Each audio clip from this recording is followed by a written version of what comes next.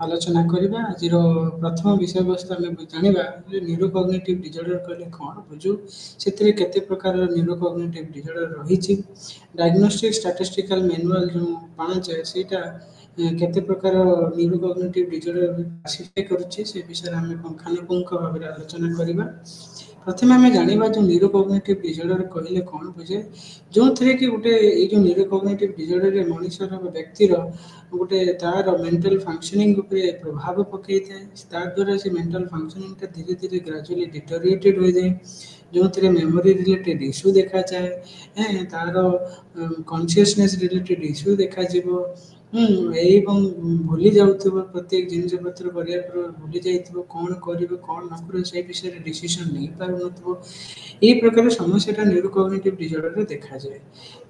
तेणु ब्रेन जो neurocognitive disorder रोचे मुख्यतः ब्रेन रो डिसफंक्शंस जो देखा जाए। तेणु ब्रेन आमर जो रही मनुष्यर जो सबुठ कम्प्लेक्स ऑर्गन तक आम कहूँ जे सबुठ बुझापी कष्ट कारण भर बहुत गुड इंटरनल जो रही फैक्टर ता भर ब्रेन से वेरी कम्प्लेक्स नेचर जोटा को ह्यूमन बॉडी रे जिते भी प्रोसेस रही तुलन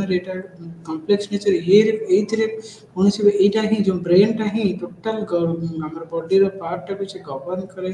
से कंट्रोल करे तार नियंत्रण में रखे। तेणु जदि ब्रेन कौन से एरिया कौन प्रकार डिस्टर्बेंसेस कौन प्रकार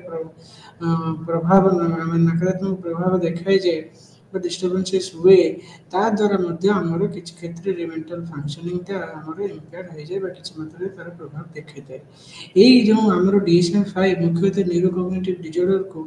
डिलेरियम डिमेंशिया एमनेस्टिक आउ किसी अन्य किसी अदर कॉग्निटिव डिसऑर्डर से क्लासिफाई करुच्ची जो थे कॉग्निटिव एबिलिटी जो आमर बौद्धिक विकास बौद्धिक शक्तिटा धीरे धीरे क्षीर्ण होता है जोटार कारण हूँ मुख्यतः ब्रेन डैमेज जो कौन से एक्सीडेंट जो हो कौन से पार्ट रे ब्रेन डैमेज है ब्रेन रे कौन से प्रकार एरिया रे माड़ है द्वारा आमर किसी क्षेत्र में कॉग्निटिव एबिलिटीटा धीरे धीरे क्षीर्ण होता है ता सहित कौन से डिजीज है कौन से रोग है कौन से शरीर में कौन से प्रकार रोग आक्रांत हेलु से व्यक्ति जनक तार प्रभाव ब्रेन उपर पकई था कौन से प्रकार इन्फेक्शन इम्पेयरमेंट हुए ता द्वारा आमर ये जो कॉग्निटिव न्यूरोकॉग्निटिव डिसऑर्डर देखा जाए। ये देखिए कॉग्निटिव जो डिक्लाइन टा जो नॉर्मली देखा जाए यहाँ पूर्व अपेक्षा जोटा जो न्यूरोकॉग्निटिव डिसऑर्डर हेबा पूर्वर अवस्था आम कहूँ नॉर्मल स्टेज ता तुलन में जो कॉग्निटिव डिक्लाइन टा जोटा बहुत मात्रा रे प्रभाव अधिक देखा जाए तेणु मोर कॉग्निटिव एरिया रे डिस्टर्बेंसेस देखा जाए कंपेयर टू नॉर्मल। एवं धीरे धीरे आम जाना जो अन्य केते प्रकार आमर कॉग्निटिव डिसऑर्डर रही। प्रथम आम जाना डिलेरियम विषय डिलेरियम गोटे प्रकार न्यूरोकॉग्निटिव डिसऑर्डर जो थे लोक व्यक्ति विशेष मैंने कन्फ्यूज रही था प्रत्येक समय कौन करेंगे कौन आग को जी पछक जी कौन खाइबे सदा बेले फेसियल रे आमर जो भाव कन्फ्यूज होने लगे से जो बौद्धिक विकास धीरे धीरे कमी जाए से जापारती नहीं पारिवेशिक परिवेश कौन चली कौन ना ये डायरेक्शन बुझीपारे ना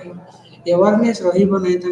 गोटे एवारनेस आज दिन कौन राति कौन से प्रकार एवारनेस कॉन्शियसनेस भितर डिस्टर्बेंसेस देखा जाए। मुख्यतः समस्या लक्षण गुड़ा को मेमोरी रिलेटेड होता है एटेंशन दे पारती ध्यान रखी पारती कौन वस्तु को मन रखा आज यदि मार्केट आम पठेलु जे विभिन्न प्रकार सब्जी लिस्ट देलु ये सब्जी मन से मन रखिपारती ना थिंकिंग जो चिंताधार क्षमता मुख्यतः से तार विकृति अवस्था देखा जाए। साइकोमोटर एक्टिविटी मुख्यतः इरेगुलर हो जाए संतुलित न था श्रृंखलित न था श्रृंखलित हो न था साइकोमोटर एक्टिविटीटा से भाव में जो स्लीप साइकिल आम प्रत्येक मनुष्यर स्टेजेस रही शोबार प्रणाली रही प्रथम प्रणाली द्वितीय प्रणाली तृतीय प्रणाली ये भाव में सबुठ प्रणाली रही डिलेरियम क्षेत्र में जो शोबार प्रणाली में बहुत क्षेत्र में प्रभाव देखा जहाद्वारा कि दैनंदिन जीवन में तार प्रभावटा बहुत क्षेत्र में नकारात्मक थाए से द्वारा से दैनंदिन जीवन में ठीक समय ठीक कम कर बहुत असुविधार सम्मुखीन हमें बेले बेले बहुत क्षेत्र में बहुत निजर डिसीजन मेकिंग हो निजर day to day life activities रे करने पर्सनल निजर जत्न नापर समस्या सम्मुखीन होगापी पड़ी था जदि आम कारण देखा विभिन्न गवेषक मैंने जो गवेषणा द्वारा जनइले जे किसी मात्रा जब लोक किसी इनफेक्शन रोचे कि डिजीज हो कि हेड इंजुरी रोचे जदिव कौन एक्सीडेंट जो कौन कारण जो जदि ब्रेन रे कौन इंजुरी रोचे क्षत रोचे कौन रोग जो इनफेक्शन रोचे कौन जब निशा अल्कोहल कौन ड्रग सब्सटेंस कौन प्रकार निशा द्रव्य जो अत्यधिक इंटॉक्सिकेशन तार प्रभाव द्वारा डिलेरियम हमारे चांसेस रहे मुख्यतः से विड्रॉल सिम्पटम्स रे यही प्रकार जो निशा जो नेबा परे जो अत्यधिक निशा नेले जो विड्रॉल सिम्पटम्स ये हुए ड्रग इंटॉक्सिकेशन पर डिलेरियम रे से प्रकार विड्रॉल सिम्पटम देखा जाए मेडिसिन प्रभाव द्वारा कौन प्रकार जब कौन डिजीज जो से मेडिसिन नहीं तार रिएक्शन भी डिलेरियम हमार संभावना था नेगेटिव साइड इफेक्ट जो से भाव में जब सहीबार अभाव हुए निद्रा निद्रा जनित जदि स्वल्प निद्रार प्रभाव में डिलेरियम हमार संभावना देखा जाए अत्यधिक चिंता मानसिक चाप कौन गोटे जगह स्थिर हो रही ये प्रकार मुख्यतः डिलेरियम हमारे चांसेसटा देखा जाए मानसिक चाप हुए तो सेटा घर परिवेश जो परिवेश जो आमर परिवेश एनवायरनमेंट तार सही पड़शार कौन स्ट्रेस जो हबार चांसेसटा थाए ये जो मुख्यतः लोक दैनंदिन जीवन में तार प्रभावटा बहुत मात्रा पड़ी था लोक मैंने ठीक भाव में ठीक समय कम करपारती दैनंदिन व्यक्तिगत जीवन हो सामाजिक जीवन हो जो वर्क लाइफ रे बालांस देखा जाए न था यार चिकित्सा किसी मात्रा मेडिकेशन थ्रू आम ठीक कर कौन ना कि साइकोथेरापेटिक इंटरवेंशन रे आम ठीक कर जो थी कि आमर कि मनस्तत्व संयोजित कौन प्रकार विभिन्न प्रणाली रही जो आम तार परिवेश को परिवर्तन करने चेष्टा कर परिवेश रे कौन प्रकार सिचुएशन रखिले से व्यक्ति जनक तार सिम्पटम्स रे धीरे धीरे सुधार आने से प्रकार देखु विभिन्न प्रकार परिवार वर्ग मान एकजुट करमती आमर विभिन्न उपाय शिखेबू से केमती व्यक्ति जन को निजर परिवार जो व्यक्ति को डिलेरियम रोग आक्रांत होती केमी प्रॉपर चिकित्सा कराइबे ट्रेनिंग देवे साहाय्य सहानुभूति फैमिली मेंबर गोटे अत्यंत अत्यावश्यक जो सिम्पटम्स को लक्षण गुड़ाक किसी सुधार आनबार से भाव में किसी सोशल इंटरवेंशन भी रही जमी day to day life activities रे परिवर्तन आने विभिन्न प्रकार एक्टिविटीज रे इनवॉल्व कराइबा जहाद्वारा कि सचेतना बढ़ अन्य किसी कम्युनिटी अवेयरनेस थ्रू आम से प्रकार जो रिलेटेड इश्यूज जो व्यक्ति मान रोचे से आम सुधार आनीपर एबे आमे जीवा किछि अन्य मेजर न्यूरोकॉग्निटिव डिसऑर्डर डिमेंशिया विषय ताको आमे मुख्यतः मेजर न्यूरोकॉग्निटिव डिसऑर्डर कहूछु DSM-5 रे काहे कि ना एटा गोटे मेजर काहे कि ना एथि हमर बहुत विभिन्न बहुत प्रकार रे हमर जो हमर प्रभावटा तार जो सिम्पटम्स रो लक्षण रो प्रभावटा व्यक्ति रो जीवन ऊपर जीवन शैली ऊपर अत्यधिक मात्रा रे रहता है एटा जो डिमेंशिया मुख्यतः ग्रेजुअल ऑनसेट होता है धीरे धीरे समय अनुसार ग्रेजुअल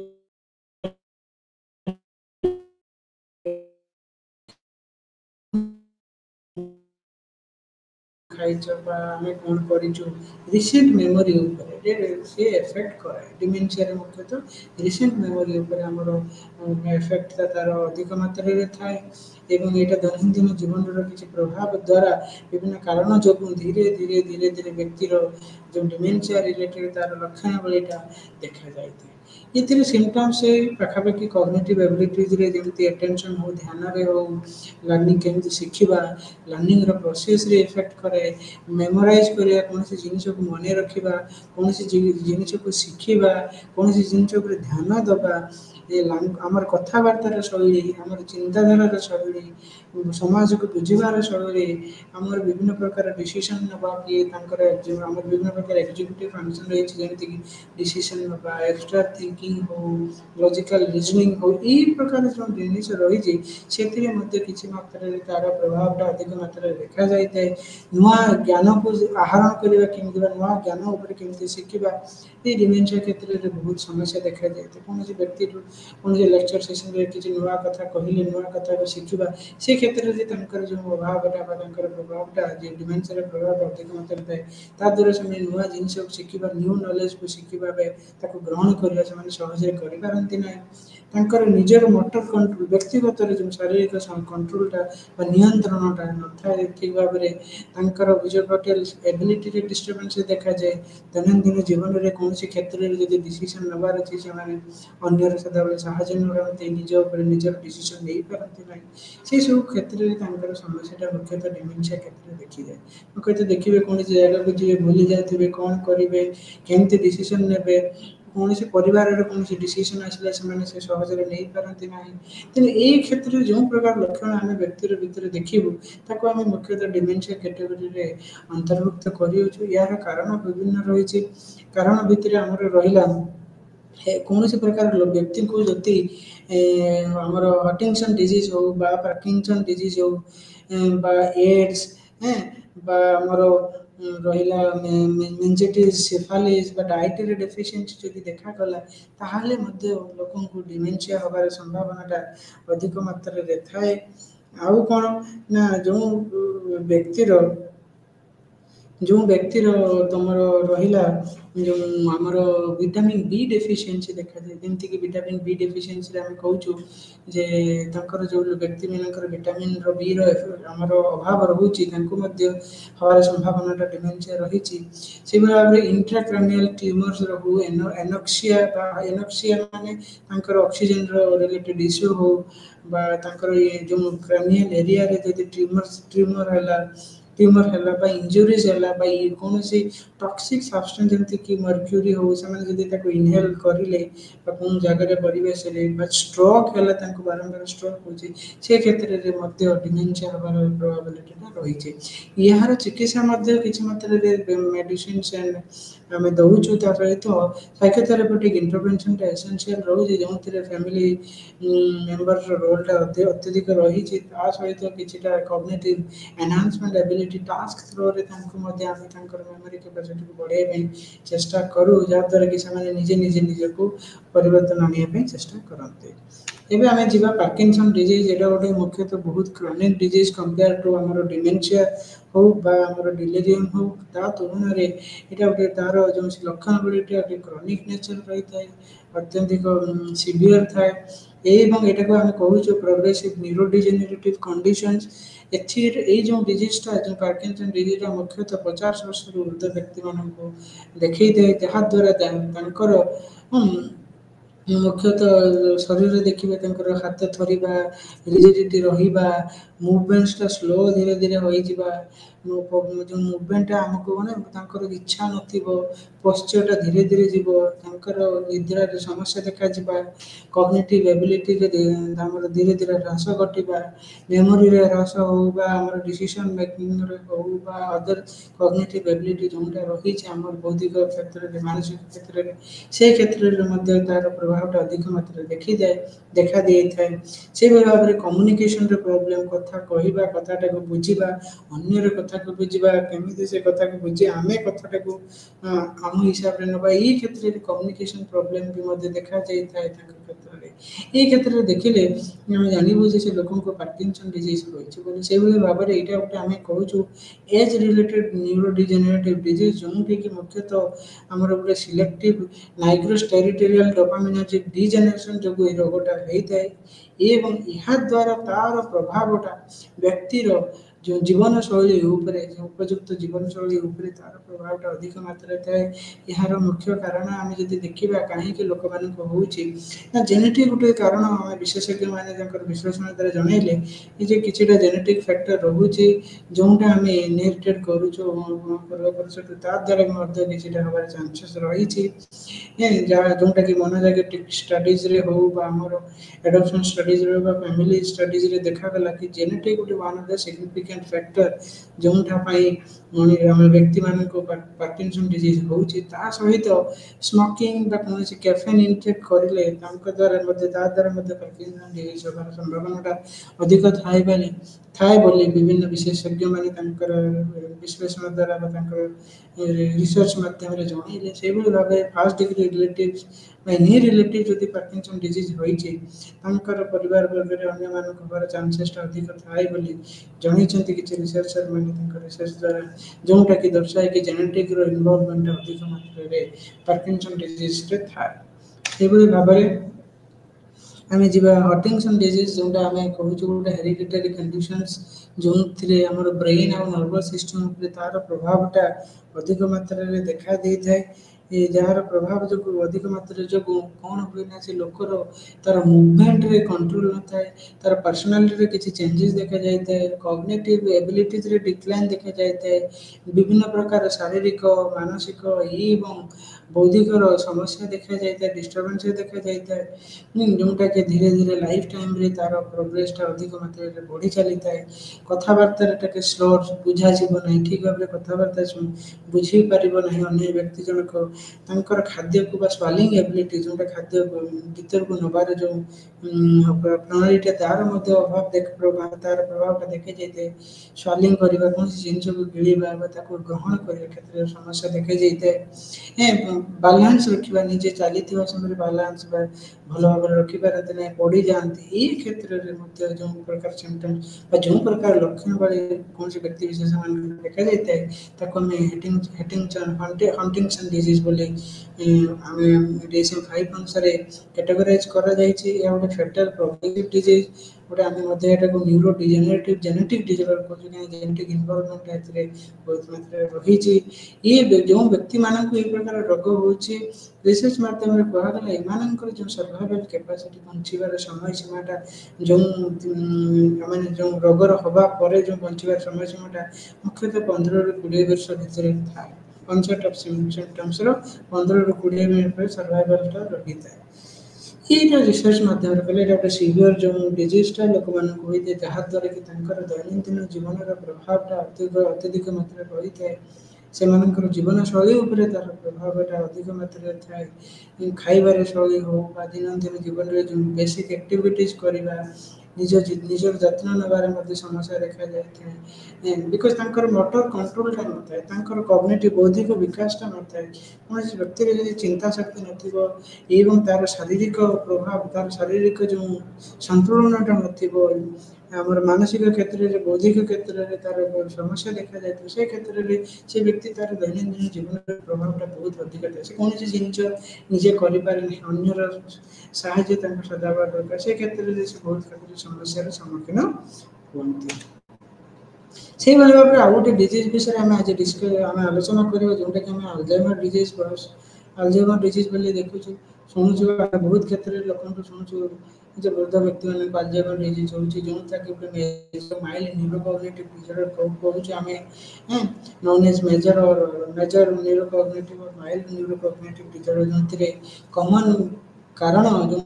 डिमेंशिया कॉमन कॉज हो अल्जाइमर डिजीज जो व्यक्ति मान को अल्जाइमर डिजीज होती डिमेंशिया होने चांसेसटा अधिक थाए मुख्यतः यही प्रकार रोगटा फीमेल मान को अधिक देखा जाए माने नारी मान क्षेत्र में यार रिस्कटा अधिक थाए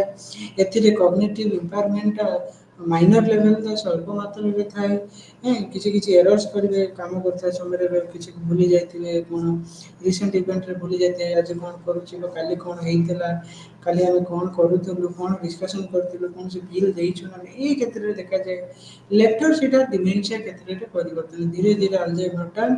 जो डिजीज सिम्पटम्स लक्षण गुड़ी जब धीरे धीरे चल रही है से पर मुहूर्त से व्यक्ति क्षेत्र में डिमेंशिया परिणत हो जाए।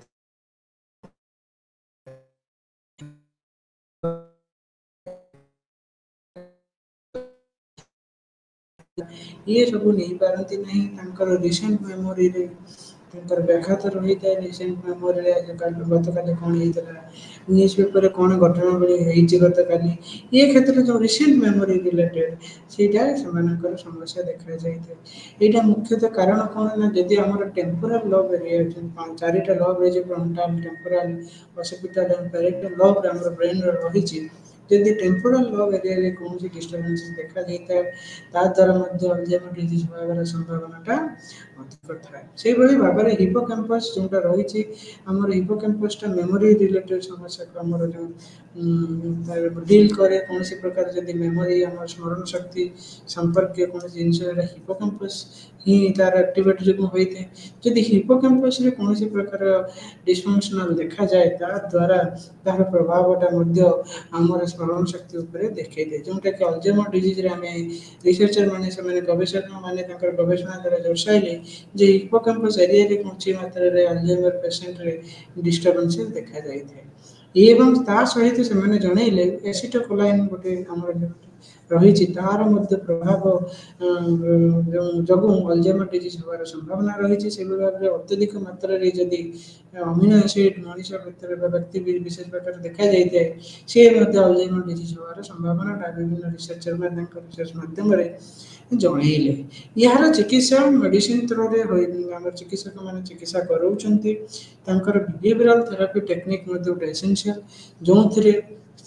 आम तार व्यवहार परिवर्तन को आने चेष्टा करूँ विभिन्न रेनफोर्समेंट मेकानिज्म प्रिंसिपल हो कौन जमीक रेनफोर्समेंट मेकानिज्म रही बहुत गुड़ा principle punishment reward principle Premack principle ये विभिन्न प्रकार स्टेप टेक्निक रही जहाँ थ्रो आम से लक्षणावली किसी मात्रा सुधार आनीपारू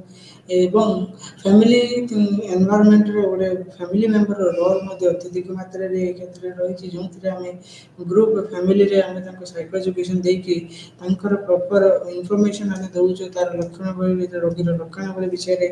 तार चिकित्सा विषय एवं से चिकित्सा द्वारा तार कौन परिवर्तन हम रोगर लक्षण जो तार प्रभाव कौन व्यक्तिर जीवन पर पड़े ये क्षेत्र में आम लोक परिवार वर्ग को सचेतन करूँ ता सहित परिवार वर्ग मानू आम इनवल्व करके परिवार जो रोगी को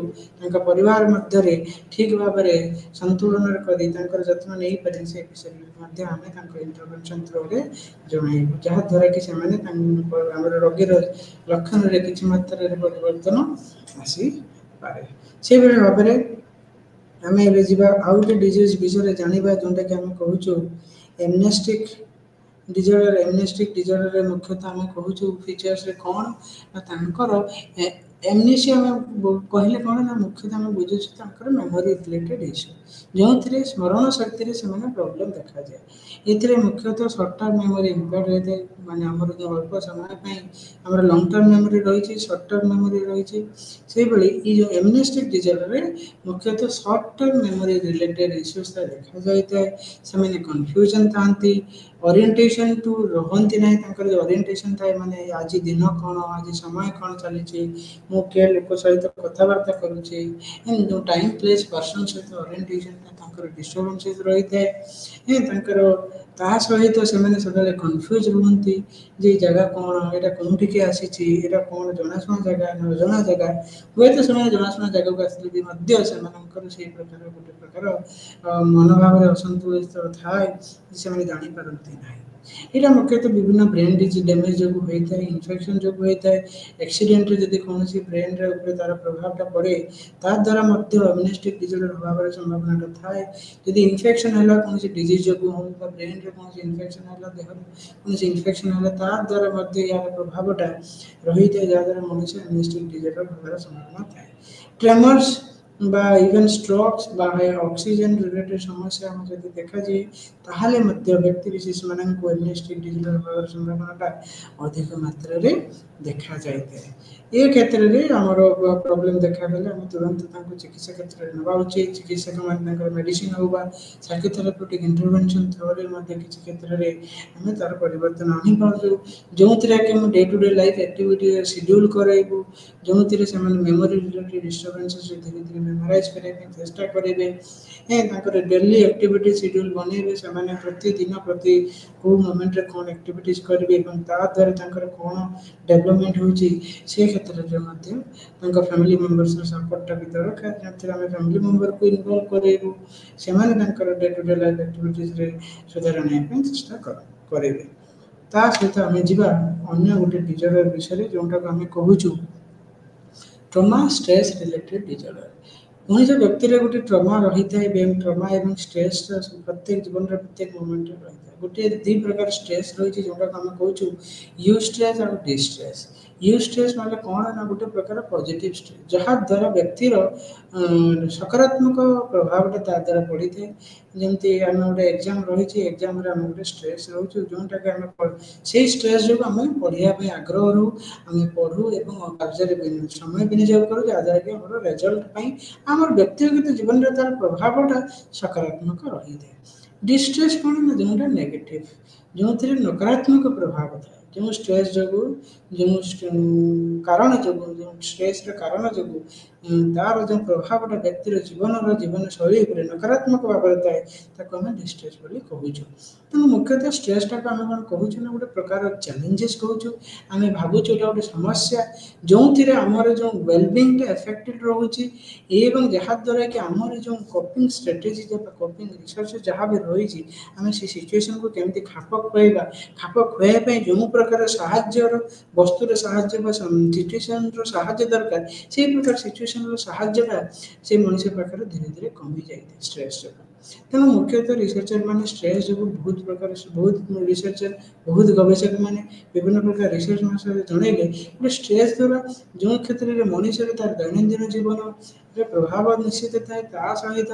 तार शारीरिक मानसिक और सामाजिक आमर स्वास्थ्य उपर तार प्रभाव थाए तार वर्क लाइफ तार डिस्टर्बेंस देखा जाए तार हेल्थ इश्यूज देखा जाए विभिन्न प्रकार समस्या स्ट्रेस जो स्ट्रेस गोटे मेजर बर्डन आम ए समाज गोटे प्रकार गोटे बड़ समस्या प्रत्येक लोक कौन कारणवश कौन ना कौन समय स्ट्रेस शिकार होती जहाँद्वारा कि दैनंदिन जीवन प्रभाव अधिक मात्रा रोचे किसी गवेषक मैंने कहले स्ट्रेस गोटे stimulus stress as a stimulus कहीं स्ट्रेसटा कहीं मुख्यतः स्टिमुलस बोली कहूँ स्ट्रेसटा को आम कहीं स्टिमुलस कहूँ स्ट्रेस जो कारण रोचे जो कारण जो आमको स्ट्रेस होची जो आम कौन ना गोटे गोटे फिजिकल साइकोलॉजिकल चैलेंजिंग इवेंट आम कहूँ कॉलेज स्ट्रेस कौन इवेंट रहा गोटे हूँ शारीरिकगत हुआ मानसिकगत हो जो प्रकार इवेंट जो आमको कुछ एक्सपीरियंस रोचे स्ट्रेसफुल लगुच आम कहूँ स्ट्रेसर जो स्ट्रेसरटा रही से आम गोटे स्टिमुलस कारण कौन से कारणवश आम मन भितर किसी नकारात्मक प्रभावटा पड़ूचे आम कहूँ स्ट्रेस जो आम समाज सहित खाप खुआई पार्न आमको समस्या देखा जाऊँगी आमर वेलबिंग आमर जो आनंद उपर आमर निजर व्यक्तिर जीवन शैली तार प्रभाव रही आम स्ट्रेसर कहूँ जहाँद्वारा तार प्रभाव रही stress is a stimulus stimulus माने जहाँद्वारा आमको स्ट्रेस हो तो सीटा आमर फॉर एग्जांपल आम जदि कहवा गोटे रहा कि आम जब स्ट्रेस एज ए स्टिमुलस कहवा जमीती कि कौन डेथ हो गला घर कौन व्यक्ति मान हठात कौन प्रकार गोटे लॉस हो गला घर कौन लॉस है कौन घर कौन हठात आमर फाइनेंशियल क्राइसिस देखागला कौन डिजास्टर तुम देख एक्सपोजर कल जहाँद्वारा तुम्हें व्यक्ति विशेष मान स्ट्रेस एक्सपीरियंस कले अनुभव कराइले गोटे आम कहले stress is a stimulus stimulus कहीं डेथ है कौन घर परिवार कौन व्यक्ति विशेष मरीगले द्वारा से परिवार भितर जड़े व्यक्ति को स्ट्रेस है किसी जन को स्ट्रेस है कहीं मरवा सहित यार एसोसिएटेड कौन घर व्यक्ति गोटे रहा स्टिमुलस ये स्टिमुलस जो व्यक्ति तार प्रभावटा तार दैनंदिन जीवन में पड़े Tenali stress is a stimulus stress is a response कहीं ना जो स्टिमुलस जो सी जो तार जो दैनंदिन जीवन में मानसिक हो बौद्धिक हो शारीरिक क्षेत्र में जो प्रकार चेंजेस देखा जमीती कि निद नहबा खाद्य कमी जा मानसिक क्षेत्र में चिंता अवसाद देखा इच्छा प्रकाश न करवा विभिन्न प्रकार समस्या देखा दैनंदिन यहाँ हूँ प्रकार तार रेस्पॉन्स जो प्रकार व्यक्ति स्ट्रेसर जो तार जो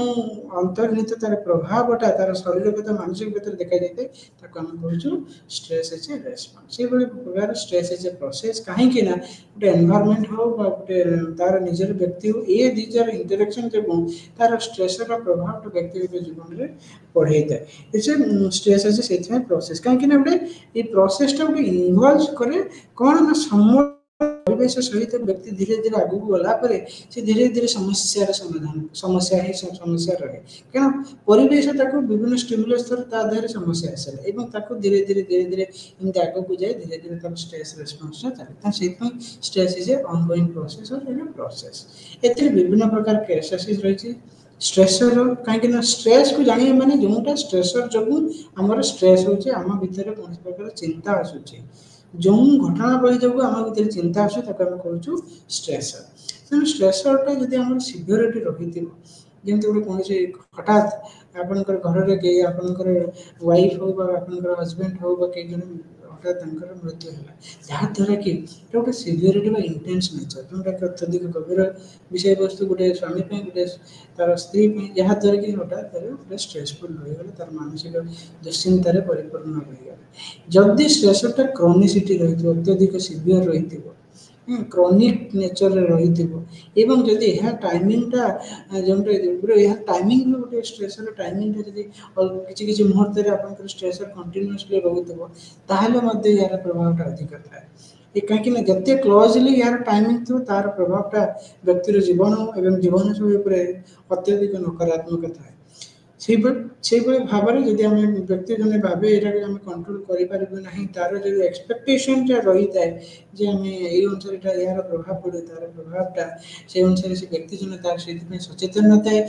से सजग न थाए जहाद्वारा कि स्ट्रेसर इंपैक्ट अत्यधिक मात्रा रही है ये रहा किसी तार कैरेक्टरिस्टिक जमीक सिवियरिटी ऑफ स्ट्रेसर क्रोनिसिटी हो तार timing how closely it is impacting individual life से भाव में किसी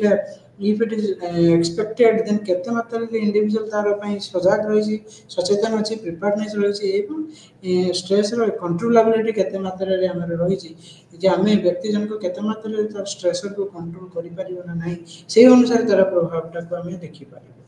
एटा रहला किछि स्ट्रेस रिलेटेड फैक्टर विषय हमें जानिलु एबे हमें जानिबा किछि स्ट्रेस रो अन्य किछि कांसेप्ट विषय स्ट्रेस कहला हमें मुख्यतः फिजिकल व साइकोलॉजिकल रिस्पांस कहू टू एनी इवेंट से इवेंट को आम कहलु स्ट्रेसर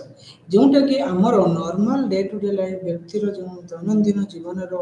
शैली एवं दैनंदिन जीवन जो कार्यक्रम उपरे तार प्रभावटा नकारात्मक प्रभावटा देखते नकारात्मक प्रभावटा देखते स्ट्रेसरटा कौन जोटा कि कहली जो इवेंट जो आम भितर जो होमियोस्टासिस रही होमियोस्टासिस माने गोटे बैलेंस स्टेट गोटे नॉर्मल स्टेट को एफेक्ट करे ताको कहले हम स्ट्रेसर स्ट्रेसर दुई प्रकार गोटे फिजिकल स्ट्रेसर गोटे साइकोलॉजिकल स्ट्रेसर फिजिकल स्ट्रेसर जमती इंजुरी है नॉइज है ओवर क्राउडिंग है एक्सेसिव हीट है तापमात्रा बढ़ी जावा अत्यधिक नॉइज है किसी इंजुरी आपन शरीर में देखा देवा ये सब रहिले फिजिकल स्ट्रेसर साइकोलॉजिकली जमती कौन सी कहा सहित झगड़ा होगा कहा दूरे जावा किसी ट्रॉमेटिक इंसिडेंट होला बा पियर मानकर बंधु वर्ग मानकर किसी प्रेशर पड़े निज उपरे अन्य मानकर अत्यधिक एक्सपेक्टेशन गोटे स्ट्रेसर रही है चिंता रही है जे गोटे पिला तुम तुम गोटे जॉब पाइबा दरकार 2-3 मास भीतर तुम 90-95% मार्क रखा दरकार नहले हम ना जो अन्य मानकर एक्सपेक्टेशन अन्य पिला अन्य मानक जो व्यक्ति विषय थाए द्वारा कि सी गोटे अत्यधिक चापग्रस्त होता है और सी गोटे साइकोलॉजिकल स्ट्रेसर गोटे साइकोलॉजिकल स्ट्रेसर कहीं ही तार स्ट्रेस डेवलप कराई थाए यहाँ रहा हमें किसी जानिलु स्ट्रेस और स्ट्रेस रिलेटेड कॉन्सेप्ट कहीं स्ट्रेस और stress plays a very essential role जोटा को आम कहूँ किसी क्षेत्र में कहूँ लोक मैंने कहते स्ट्रेसटा गोटे भल ना खराब मुख्यतः आम कहलु जेटा कि आम प्रथम डिस्कस करूँ जे स्ट्रेसटा जब दी प्रकार गोटे यू स्ट्रेस और डिस्ट्रेस यू स्ट्रेसटा गोटे व्यक्तिर जीवन पर तार प्रभावटा सकारात्मक थाए तो आम जब कह स्ट्रेस इज ए गुड और बैड तेना किसी जब आम मनीष व्यक्तिर जब यू स्ट्रेस थी तार प्रभावटा भल जदि ये डिस्ट्रेस थाए तार प्रभावटा नकारात्मक थाए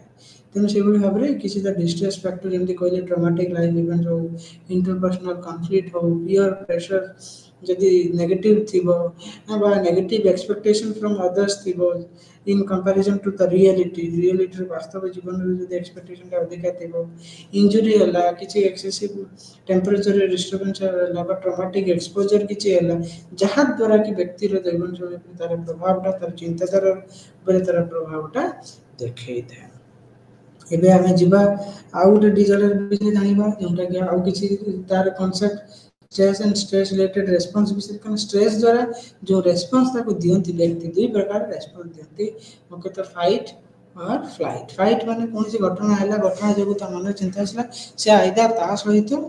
कौन करिबो ना ताको डील करे पे चेष्टा करे ता सहित चेष्टा करे केमति सेटा समाधान करे जदि न कर पाला से कौन करू ना सेटा से अवॉइड करे पे चेष्टा करू सेटू दूरे जे पे चेष्टा करे मुख्यतः फाइट और फ्लाइट मॉडल अनुसार से कहिले किछि रिसर्चर माने जणाइले जे स्ट्रेस रे व्यक्ति जन को दुई प्रकार रेस्पॉन्स दियंते आइदर जाते से तो फाइट करे पे चेष्टा करबो ता सहित चेष्टा करबो से केमिति से समस्या को समाधान करबो समस्या रे ताको चेष्टा करबो केमिति ओवरकम करे पे जदि न पारले से कौन करू ना से समस्या रो दूरे रहे पे चेष्टा करू जेटा हम कोन फ्लाइट रेस्पॉन्स बा fight response general adaptation syndrome बोली गोटे मॉडल अछि जोंतरे से दर्शाइला जे स्ट्रेस रो रिएक्शन टा केमिति होय तार रेस्पॉन्स तो व्यक्ति जनक केमिति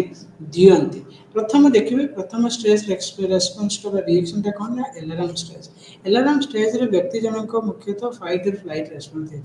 जो क्षेत्र धीरे धीरे आपन को कोन स्ट्रेसफुल इन्वायरमेंट हमरो इवेंट रे आपन एक्सपोजर करि हेतिबे कोन सी घटना बेले नकारात्मक घटना रे बळी रे आपन एक्सपोजर हेतिबे एक्सपीरियंस करते जहाँ द्वारा कि आपन ता सहित जड़ित थे और आपन से चेष्टा करते ता सहित फाइट करके केमती सर्वाइव करबे केमती ओवरकम करबे बा से विषय कोन करबे ना ओवरकम चेष्टा करबे सेटा गोटे एलार्म रिएक्शन काहे कि ना से क्षेत्र रे आपन को बॉडी रे गुटी प्रकार संकेत से दबो जे आपन को ए प्रकार सिम्पटम्स रहउची ए बडा लक्षण बे आपन कर व्यवहारगत मानसिकगत बौद्धिकगत बा आपन कर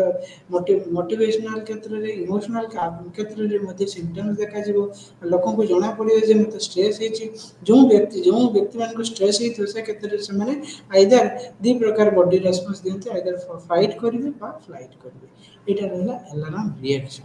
तापर अलार्म रिएक्शन रे नॉर्मल देखिए alarm reaction normal probability curve देखिए इनिशियली धीरे धीरे जाय करी से पुणी पीक हे करी पुणी तळ को जाय से भाव रे नेक्स्ट स्टेज होली स्टेज ऑफ रेजिस्टेंस जोंतिर से गोटे प्रतिरोध करे ये है ना जदि ये जो फाइट एंड फ्लाइट रेस्पॉन्स द्वारा व्यक्ति रो तार स्ट्रेस रो तार प्रभाव रे व्यक्ति रो जो फाइट एंड फ्लाइट रेस्पॉन्स जो तार जो स्ट्रेस रो प्रभावटा न कमिला व्यक्ति क्षेत्र रे जदि सेटा कंटिन्यू रहिला ता भीतर व्यक्ति क्षेत्र रे ताले से कोन करबो ना अन्य किछि ट्राई करबो बहुत गुडे पंथा नबो ताको कप करिया पे चेष्टा करबो किछि कपिंग मेकानिज्म नबो बा किछि ताको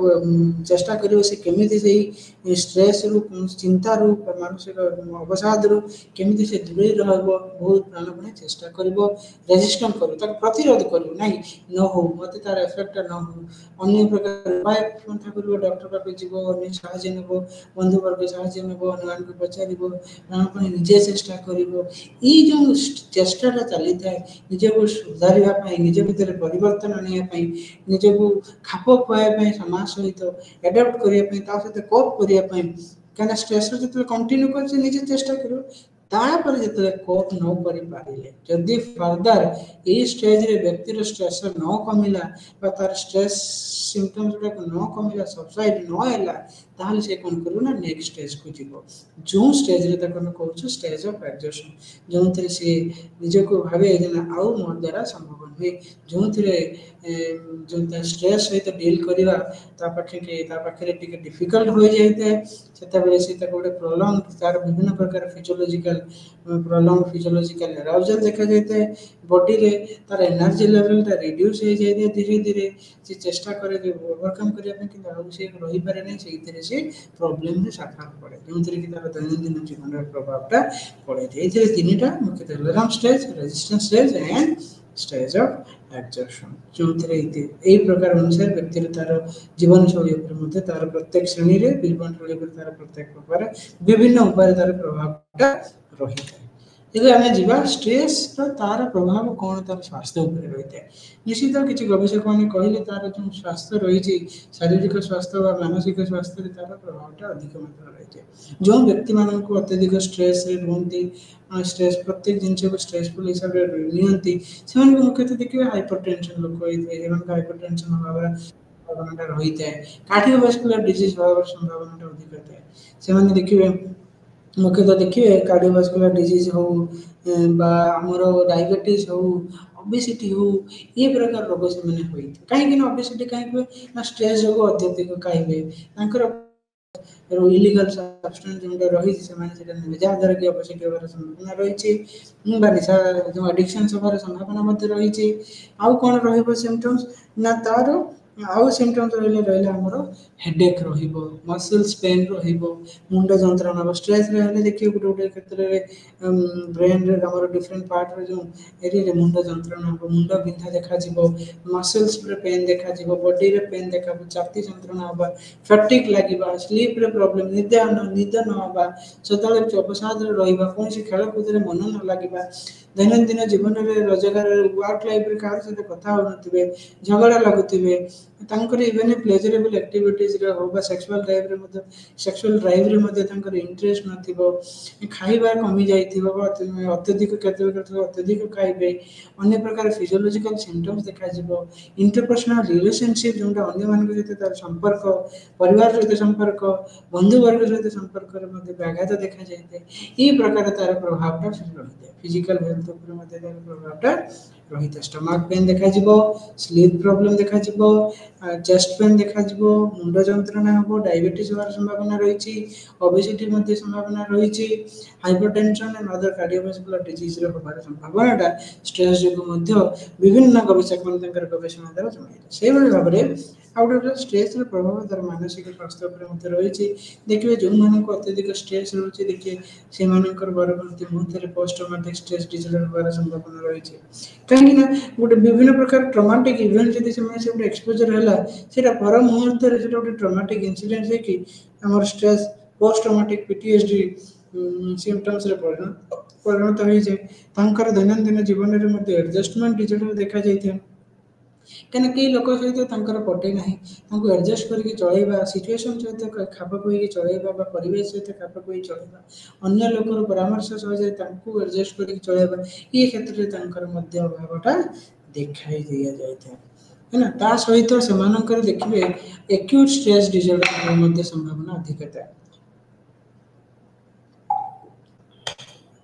ଏକ୍ୟୁଟ୍ ଷ୍ଟ୍ରେସ୍ ଡିସଅର୍ଡରରେ କ'ଣ ହୁଏ ନା ଯେଉଁଥିରେ ଯେଉଁ ଷ୍ଟ୍ରେସ୍ ସିମ୍ପଟମ୍ସଟା ଟିକେ ମିନିମଲ୍ ଲେଭେଲରେ ଥାଏ, ହଠାତ୍ ତାଙ୍କର ପ୍ରୋବ୍ଲେମରେ ଦେଖାଯିବ। Reactive attachment disorder, attachment related issues ଦେଖାଯିବ। ଡିସଇନିବିଟେଡ୍ ସୋସିଆଲ ଏନଗେଜମେଣ୍ଟ ଡିସଅର୍ଡର ମଧ୍ୟ ଦେଖାଯିବ। କାହାର ସହିତ ଏନଗେଜ ରହିବେ ନାହିଁ, ଅନ୍ୟଠୁ ଦୂରେଇ ରହିବେ, ଏକାକୀ ରହିବା ପାଇଁ ଚେଷ୍ଟା କରିବେ, ନିଜକୁ ସଦାବେଳେ ସ୍ୱତନ୍ତ୍ର ମାନେ ଏକାକୀ ରହିକିରି ବଞ୍ଚିବା ପାଇଁ ଚେଷ୍ଟା କରିବେ, ଅନ୍ୟଠୁ ଦୂରେଇ ରହିବା ପାଇଁ ତାଙ୍କର ଇଚ୍ଛା କରିବେ। ଏହି ପ୍ରକାର ଲକ୍ଷଣ ମଧ୍ୟ ତାଙ୍କର ମାନସିକ ସ୍ୱାସ୍ଥ୍ୟ ଉପରେ ରହିଥାଏ। ଅବସାଦ ରହିଥାନ୍ତି, ଡିସିସନ୍ ମେକିଂରେ ତାଙ୍କର ଡିଷ୍ଟର୍ବାନ୍ସେସ୍ ରହିଥାଏ, ମାନସିକ କ୍ଷେତ୍ରରେ ମୁଡ୍ଟା ଟିକେ ଡାଉନ୍ ଥିବ ସଦାବେଳେ। ଏହି ପ୍ରକାର ବିଭିନ୍ନ ପ୍ରକାର ଷ୍ଟ୍ରେସ୍ ଏବଂ ତାର ମେଣ୍ଟାଲ ହେଲ୍ଥ ଇସ୍ୟୁସ୍ ମଧ୍ୟ ଆମେ ଦେଖିବା ପାଇଁ ପାଇଛୁ ଷ୍ଟ୍ରେସ୍ ଯୋଗୁଁ। ଏହାପରେ ଆମେ ଯିବା ଅନ୍ୟ କିଛି ଡିସଅର୍ଡର ବିଷୟରେ ଯେଉଁଟାକି ଆମେ କହୁଛୁ ଆଡ଼ଜଷ୍ଟମେଣ୍ଟ ଡିସଅର୍ଡର। ଆଡ଼ଜଷ୍ଟମେଣ୍ଟ ଡିସଅର୍ଡରରେ ଦେଖିବେ ଏଥିରେ ଆଡ଼ଜଷ୍ଟମେଣ୍ଟରେ କହିଲେ କ'ଣ ନା ଆମେ ଖାପ ଖୁଆଇକି ଚଳିବା, ପରିବାର ସହିତ ଖାପ ଖୁଆଇ ଚଳିବା, ସମାଜ ସହିତ ଖାପ ଖୁଆଇ ଚଳିବା। ନର୍ମାଲ ବ୍ୟକ୍ତି ଦେଖିବେ ଯେଉଁମାନେ ନର୍ମାଲ ବ୍ୟକ୍ତି ସେମାନେ ପ୍ରତ୍ୟେକ ସିଚୁଏସନ୍ ସହିତ ପ୍ରତ୍ୟେକ ପରିସ୍ଥିତି ସହିତ ଭଲ ଭାବରେ ଖାପ ଖୁଆଇକି ଚଳନ୍ତି। ଯେଉଁଥିରେ ତାଙ୍କର କପିଂଟା ତା ସହିତ ଖାପ ଖୁଆଇକି ଚଳିବା ପାଇଁ ଯେଉଁ ପ୍ରକାର କପିଂ ରିସୋର୍ସେସ୍ ଦରକାର ତାଙ୍କ ପାଖରେ ଆଭେଲେବଲ୍ ଥାଏ। ଯଦି ବି ନଥାଏ ସେମାନେ ସେଟାକୁ ନିଜେ ସ୍ୱତନ୍ତ୍ର ଭାବରେ ଡେଭଲପ୍ କରିପାରନ୍ତି। କିନ୍ତୁ ଆଡ଼ଜଷ୍ଟମେଣ୍ଟ ଡିସଅର୍ଡର ଯେଉଁ ବ୍ୟକ୍ତି ବିଶେଷମାନଙ୍କୁ ହୋଇଥାଏ, କାହିଁକିନା ସେମାନଙ୍କର ଷ୍ଟ୍ରେସଫୁଲ୍ ଇଭେଣ୍ଟ ସହିତ ସେମାନେ ଭଲ ଭାବରେ ଖାପ ଖୁଆଇକି ଚଳିପାରନ୍ତି ନାହିଁ। ପ୍ରତ୍ୟେକ ମୁମେଣ୍ଟରେ ତାଙ୍କୁ ଲାଗେ ଏଇଟା गोटे बड़ धरण घटना बड़ी गोटे काटास्ट्रोफाइजिंग बढ़िया सिचुएशन करते डेभलप करेंगे प्रत्येक सिचुएशन को बड़ा आकार देखिए हाँ ये कौन कना फॉर एग्जांपल जदि देखिए जो मान को एडजस्टमेंट डिजर्डर होउची सेमानक क्षेत्र में रिलेशनशिप इश्यूटा बहुत मात्रा देखा जाए और संपर्क व्याघात होगा स्वामी स्त्री संपर्क भितर हो बापा मां संपर्क भितर भाई बंधु बंधु वर्ग सहित संपर्क व्याघात देखा जाए केतले देखिए किसी किसी लोक मान जॉब रे जॉब रे बेले बेले छाड़िया पड़े फायर होता जॉब हरैया पड़ी था किसी क्षेत्र में ये जो एडजस्टमेंट डिसऑर्डरटा जो for example death of loved one है जो एडजस्टमेंट डिसऑर्डर देखा जाए रिलेशनशिप इश्यूज एडजस्टमेंट ये प्रकार क्षेत्र में किसी क्षेत्र में एडजस्टमेंट डिसऑर्डर इन्वॉल्वमेंट रही है प्रत्येक जीवन व्यक्तिर जीवन शैली तार प्रभाव रही है से भाव में किसी इमोशनल एंड बिहेवियरल सिम्पटम्स रही है जदि ये इमोशनल एंड बिहेवियरल सिम्पटम्स 3 मास धरी आम व्यक्ति विशेष देखा जाए एडजस्टमेंट डिसऑर्डर अंतर्भुक्त करूँ जो कि इमोशनल डिस्टर्बेंसेस हो अत्यधिक कांदा अन्य सहित अटाचमेंट पोर हो कथबार्ता क्षेत्र में मोटिवेशन अन्य क्षेत्र में कार्यकारी क्षेत्र में कथबार्ता कमी अन्य सहित मिलामिश कमी कॉग्निटिव सिम्पटम्स देखा स्मरण शक्ति कमी डिसीजन मेकिंग क्षेत्र में से नहीं पारे ना प्रत्येक डिसीजन को सहजरे प्रॉब्लमेटिक सिचुएशन आसले से तार डिसीजन ठीक भाव नहीं पारती किसी व्यवहारिक संपर्कित समस्या देखा जाए शारीरिकगत समस्या एडजस्टमेंट डिसऑर्डर देखा जाए स्लीप डिस्टर्बेंसेस देखा एपिटाइट मान खाद्य निद्रा समस्या देखा जाए व्यवहार क्षेत्र में अत्यधिक झगड़ा करवा युक्तितर्क करवा सहजरे कौन वस्तु को नकारात्मक भाव में तार वस्तु को नकारात्मक भाव में नहीं जाए यही प्रकार समस्या का लक्षण बेले मुख्यतः एडजस्टमेंट डिसऑर्डर क्षेत्र में देखा जाए से भाव में विभिन्न प्रकार एडजस्टमेंट रही टाइप ऑफ डिसऑर्डर से रहा मुख्यतः रहा adjustment disorder with depression adjustment disorder with anxiety क्या एडजस्टमेंट डिसऑर्डर थी सहित जो मूडटा डिप्रेशन देखा जाए तेना ये बिकज ऑफ आमर कारण एडजस्टमेंट कारण जो व्यक्ति क्षेत्र में किसी डिप्रेसिव मूड फीचर्स देखा जाए से भाव में adjustment disorder with anxiety symptom देखा जाए से भाव में adjustment disorder with mix anxiety and depression जो किसी क्षेत्र में एंजाइटी सिम्पटम और किसी क्षेत्र में डिप्रेसिव मूड सिम्पटम देखा जाए आउ कौन ना एडजस्टमेंट डिसऑर्डर आउ गोटे कैटेगरी रहा डिस्टर्बेंसेस ऑफ कंडक्ट तार जो व्यवहार में किसी प्रभाव देखा था नकारात्मक प्रभाव थाए व्यवहार संपूर्ण बड़े तार डिस्टर्बेंसेस देखा जाए से भाव में डिस्टर्बेंसेस ऑफ इमोशन और कंडक्टर थाए एवं किसी एडजस्टमेंट डिसऑर्डर आम अनस्पेसिफाइड कहीं करूँ ना डीएसएम से कहले डायग्नोस्टिक स्टैटिस्टिकल मैनुअल दर्शाइले किसी क्षेत्र में आम जो सहजरे आम सिम्पटम्स टाक प्रॉपर डायग्नोस्टिक क्राइटेरिया मीट करूँ से क्षेत्र में एडजस्टमेंट डिसऑर्डर अनस्पेसिफाइड DSM-5 दर्शाइला ये भाव में यार बहुत गुड़े कारण रही मुख्य कारण कौन ना गोटे स्ट्रेसफुल इवेंट हो स्ट्रेसर जो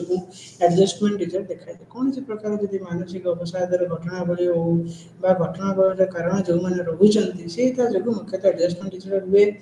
तो इंटरपर्सनल इश्यूज जो हमार संभावना था जब रिलेशनशिपटा आमर भितर परिवार सहित बंधुवर्ग सहित स्वामी स्त्री मध्य जदि तार संपर्कटा ही खराब थी संपर्क तिक्तता थी परमाणु एडजस्टमेंट डिसऑर्डर डेभलप हुए स्वामीटा स्त्री को सन्देह कर प्रत्येक मुहूर्त तिक्तता चली डोमेस्टिक वायलेंस बढ़ी चली आउ कौन ना जब फाइनेंशियल इश्यू देखागला क्या मध्य कौन मेजर लाइफ चेंजेस है लाइफ ट्रांजिशन होगा कौन घर में कौन व्यक्तिर मृत्यु है जो पिता माता स्वामी स्त्री स्वामी को है कौन प्रकार नेचुरल डिजास्टर हो जमी साइक्लोन फ्लड हो अत्यधिक मात्रा मैन मेड डिजास्टर हो जमी बाहन का ट्रेन एक्सीडेंट है ये प्रकार जो मैंने देखी थे एडजस्टमेंट डिसऑर्डर देखा जाए क्षेत्र में एडजस्टमेंट डिसऑर्डर द्वारा संभावना अधिक था तार चिकित्सा संभव चिकित्सा मुख्यतः आम साइकोथेराप्यूटिक एंड मेडिकेशन थ्रू करूँ। मेडिकेशन रे आम किसी anti anxiety and anti depression disorder देखुचे सिम्पटम्स लक्षण गुड़ी देखिए ता सहित साइकोथेराप्यूटिक मेडिकेशन साइकोथेराप्यूटिक ट्रीटमेंट आम दौचु जो आम कॉग्निटिव बिहेवियर थेरापी आमर इम्पोर्टान्सटा विभिन्न रिसर्चर मैंने गवेषक मैंने से दर्शाइले जो माल कॉग्निटिव थॉट प्रोसेस हो बिहेवियरल इश्यूज जोटा रोचे आम विभिन्न behavioural management technique through modification principle through द्वारा आम तार व्यवहार को परिवर्तन करुचु। कॉग्निटिव टेक्निक रे आम रिस्ट्रक्चरिंग टेक्निक हो सॉक्रेटिक क्वेश्चन रे हो तार जो डिसफंक्शनल एजम्पशन से डेवलप करिछि बा डिसफंक्शनल थॉट पैटर्न से डेवलप करिछि बा नेगेटिव ऑटोमेटिक थॉट्स बा कॉग्निटिव एरर जो प्रकार जंती कैटास्ट्रोफाइजिंग ऑफ इवेंट हो बा गोटे सिचुएशन को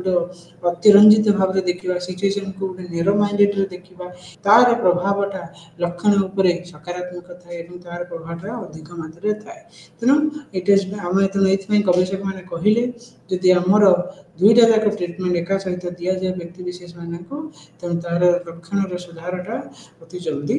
हुए से भाव में आम अन्य डिजीज विषय जान अन्य रोग विषय मानसिक रोग से आम कहूँ पोस्ट ट्रॉमेटिक स्ट्रेस डिसऑर्डर जो व्यक्ति विशेष माने बारंबार अनुभूति करती विभिन्न प्रकार नकारात्मक घटनावली माने जहाद्वारा कि नकारात्मक घटनावली जब कहार जो डेथ है कौन डिजास्टर इवेंट जमी ट्रॉमेटिक इनसीडेंट है आप अंतर्भुक्ति है एक्सपीरियंस करले निजे देखिले निजे जानिले निजे बुझिले जहाद्वारा कि आपणकर मेमोरी रे बारंबार नेगेटिव इमेज आसुथिबो से घटनावली विषय नेगेटिव मेमोरी से फ्लैशबैक आसीबो सोईथिबा अवस्था आप स्वप्न देखिए नाइटमेयर्स देखिए फ्लैशबैक आसीबो इन अदर वे जदि से नेगेटिव नकारात्मक घटनावली को आप कौन उपाय यदि बारंबार मन भितर से आपण को घंटी है जड़ित है ताद्वारा किसी समय पर आप किसी मुहूर्त किसी दिन पर पोस्ट ट्रॉमेटिक स्ट्रेस डिसऑर्डर अधिक थाए यह मुख्यतः 3 मास ये जो सिम्पटम्सटा मुख्यतः जो पोस्ट ट्रॉमेटिक स्ट्रेस डिसऑर्डर हबार 3 मास भितर ये सिम्पटम्स गुड़ा आरंभ हो जाए जो आप व्यक्ति विशेष मान पीटीएसडी होता है से मुख्यतः एक्सपोजर जो एक्चुअल जो threaten death of serious injury हो कहीं जन सहित सेक्सुअल वायलेंस करले से अनुभूति करेंगे से एक्सपीरियंस करेंगे हबार संभावना अधिक थाए जो कि कौन कौन सिम्पटम्स थाए ना प्रेजेंस ऑफ किसी तार लक्षण भितर गोटे इंट्रूजन सिम्पटम्स थाए जो कि नाइटमेयर हो फ्लैशबैक हो जोटा भितर निज आड़ आसवा निजे मन कल्पना द्वारा से माने सब नकारात्मक भावना देखिए नकारात्मक चित्र देखिए नकारात्मक घटनावली विषय वर्णना करेंगे बारंबार से घटना को बारंबार मन पकाउथिबे नेगेटिव इवेंट हो नेगेटिव इमेज हो memory related to negative event हो से बारंबार मन भीतर आसवा द्वारा मनटा को मन भीतर गोटे अवसाद डेभलप करे एवं यहीटा बारंबार आसवा द्वारा से सिचुएशन को चेष्टा करते यथा पूर्वक से चेष्टा करते कि आम से सिचुएशन रू से नेगेटिव इवेंट रू केमी दूरे रे चेष्टा कले से प्रकार बारंबार चिंताटा मन भितर आसुए से भाव में जो प्रभाव जो नकारात्मक प्रभावटा चिंताधारा हो बौद्धिक विकास क्षेत्र में एवं आवेग क्षेत्र में तार प्रभावटा पड़े थे जहाद्वारा कि से रेकलेस बेले बेले देखई जाती एराउजल एंड रिएक्टिविटी मध्य प्रभाव नकारात्मक थाए वेरी हाइपर विजिलेंस रही था काले कौन किसी नेगेटिव इवेंट रोचे कि प्रत्येक जिन को सजग होकर देखिए रास्त जा पूर्व प्रत्येक जिन काले मो सहित एक्सीडेंट होगा चांसेस रही कहीं से धरा जाए परमूर्त किसी समय आगु जब कौन व्यक्ति एक्सीडेंट देखी एक्सीडेंट शिकार होती से बची जाइए से अनुभूति करजे पर मुहूर्त से देखिए गाड़ी चलाइबा प्रत्येक क्षेत्र में सतर्क हो चलाऊ वेरी हाइपर विजिलेंट थी तार निद्रा जनित समस्या देखा जाए चिड़चिड़ा स्वभाव होता है बहुत मात्रा हाइटेन स्टटल रही था सी ये प्रकार लक्षण जो व्यक्ति विशेष मान देखा जाए से मुख्यतः आमर पोस्ट ट्रॉमेटिक स्ट्रेस डिसऑर्डर भाव संभावना था कजेस विभिन्न कारण रही ट्रॉमाटिक एक्सपीरियंस रहा मुख्य जो व्यक्ति विशेष माने ट्रॉमाटिक एक्सपीरियंस बारंबार रही अनुभूति करेंगे सहित होउथबो ताहले सेमानक पोस्ट ट्रॉमाटिक स्ट्रेस डिसऑर्डर होता है। एथिरे मुख्य कारण जेनेटिक भी रही जदि कहीं घर में कौन परिवार को फास्ट डिग्री रिलेटिव डिप्रेशन होइथिबो देन तांकर नेक्स्ट डिग्री जो रिलेटिव मानक पोस्ट ट्रॉमाटिक स्ट्रेस डिसऑर्डर होबार संभावना रही monozygotic twins and dizygotic twins मध्य गवेषक मैंने गवेषणा कर कहले monozygotic twins are more prone to भितर post traumatic stress percentage rate अधिक देखा जाए से जेनेटिक इनवॉल्वमेंट बोली गवेषक मैंने जनइले से भाव में किसी सोशल कल्चरल एस्पेक्ट जो थे कि आमर कल्चरल प्रथा सांस्कृतिक सामाजिक नियम जदि समाज में जो जगह में रोचु तार शिक्षा तार प्रणाली तार प्रभावटा आम भर रही है जदि से तार जो प्रणालीटा कल्चरल फैक्टर हो सोशल कल्चरल फैक्टर हो जोटा द्वारा व्यक्तिर जीवन पर नकारात्मक प्रभाव पकाए से पोस्ट ट्रॉमाटिक स्ट्रेस डिसऑर्डर संभावना रही किसी बायोलॉजिकल फैक्टर माने से कहले प्रीफ्रंटल कॉर्टेक्स रे इन्वॉल्वमेंट रही किसी CT scan MRI fMRI scan रे विभिन्न गवेषक मैंने जनइले जो व्यक्ति विशेष माने पीटीएसडी होउची तांकर प्रीफ्रंटल कॉर्टेक्स एरिया रे डिस्टर्बेंस रही गोटे फ्रंटल लोब एरिया रे गोटे पार्ट रही प्रीफ्रंटल कॉर्टेक्स कहूछु से भाव मेडियल प्रीफ्रंटल कॉर्टेक्स एमिगडाला रे मध्य किछिटा डिस्फंक्शन देखा जायते ऑर्बिटल फ्रंटल कॉर्टेक्स रे भी मध्य डिस्टर्बेंस देखा जायते बोली रिसर्चर माने तांकर गवेषणा द्वारा जनइले से भाव में किछिटा नॉरएपिनेफ्रिन रो हाइपर सिक्रेशन हेले गोटे न्यूरोट्रांसमीटर जदि एटा अत्यधिक भाव में सिक्रेट करूथबो व्यक्ति रो भीतर ताहले मध्य पीटीएसडी होबार संभावना रही एवं डोपामिन एंड ग्लूटामेट रो मध्य हाइपर एक्टिविटी जदि देखा जाए post traumatic stress disorder patient क्षेत्र में एवं सेरोटोनिन गोटे न्यूरोट्रांसमीटर मध्य डिसफंक्शन थाए बोली गवेषक माने गवेषणा द्वारा जनइले ट्रीटमेंट यार संभव मेडिसिन थ्रो रे चिकित्सा कर सहित cognitive behaviour therapy eye movement desensitization reprocessing therapy group therapy family therapy एवं कैथारसिस गोटे फ्रॉइडियन साइकोडायनामिक थेरापी थ्रो रे मध्य आमे चिकित्सा तार संभव बोली विभिन्न गवेषणा माने कहले जोंतरे आमे कॉग्निटिव थेरापी रे तार मालएडाप्टिव थॉट पैटर्न हो बा तार जो नकारात्मक चिंताधारा हो नकारात्मक आवेग हो नकारात्मक जो विश्लेषण हो ताको आमे परिवर्तन करूछु बिहेवियर थेरापी तार जो नकारात्मक तार प्रभावटा बिहेवियर रही ताको मध्य आमे परिवर्तन करूछु कौन सी सिचुएशन को स्टार्टल आकार देखिबा हाइपर विजिलेंट हे जिबा ए प्रकार को मध्य आमे परिवर्तन करबा चेष्टा करूछु निद्रा जनित समस्या हो ताको मध्य परिवर्तन करूछु से भाव में group therapy eye movement desensitization reprocessing therapy EMDR कहूछु फैमिली थेरापी फैमिली मेंबर मान को इंक्लूड करूछु एवं कैथारसिस रे तांकर जो pent up emotion negative emotion रही जे पेंट अप फीलिंग रही ताको हमें रिड्यूस करूछु ए इंटरवेंशन थ्रो रे एहा थ्रो रे हमें तार पोस्ट ट्रॉमाटिक स्ट्रेस डिसऑर्डर जो प्रकार सिम्पटम बा लक्षण रही जे ताको हमें किसी मात्रा रे दूर कर पारछु से भाव में आउ गोटे डिसऑर्डर विषय हमें आज जानबो जोटा होचे एक्यूट स्ट्रेस डिसऑर्डर जो गोटे टेम्पोरारी कंडीशन गोटे अल्प समय रही है मुख्यतः 3 दिन रु 30 दिन भितर रही है ये ट्रॉमाटिक इवेंट प्रभावटा तार लक्षण बईटा जो ट्रॉमाटिक इवेंट 3 रु 30 दिन भितर थाए जो एक्सपोजर टू ट्रॉमाटिक इवेंट व्यक्तिर निहाती दरकार एवं ता सहित से गोटे डायरेक्ट एक्सपीरियंस करिथिबो स्वतंत्र भाव में निजे सेटा को अनुभूति करिथिबो विटनेस करिथिबो से इवेंट को से इवेंट रो से नकारात्मक भावनाटा शिखिथिबो एवं से इवेंट रे एक्सपोजर को ता भीतर गोटे मन रे डर आसी जाइते एवं से सही थ्रू एवर्सिव एक्सपीरियंस गोटे से ताको से हासिल करिथे एवं ता सहित एक्सपोजर सहित सी मध्य तार व्यवहार रे तार मानसिक क्षेत्र रे किछिटा इंट्रूसिव सिम्पटम्स थिबो जेमति कि फ्लैशबैक हो नेगेटिव मेमोरीज हो